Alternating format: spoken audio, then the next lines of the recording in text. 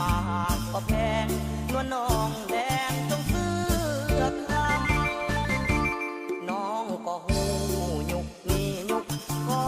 งแพงกำมาก่อนขายแห้งจากแดดเพื่อใครไหลสั่งเอาเงินอยู่ใสมาซื้อ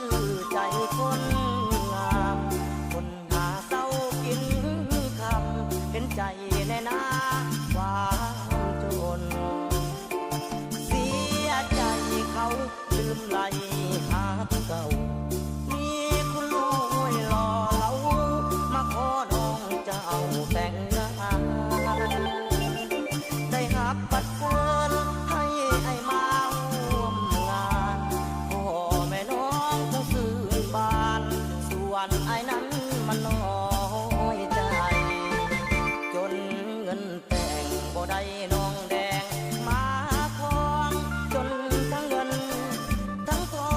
งพร้อมกระดองของใสขาดเกินเงินคำบ่ได้คนงามเพียงกายวาสนาผู้หายบ่หวังได้แต่งน้อ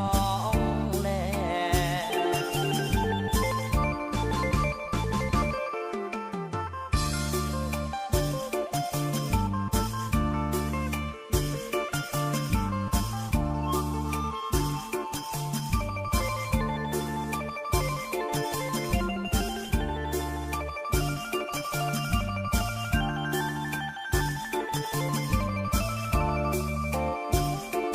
เสียใจ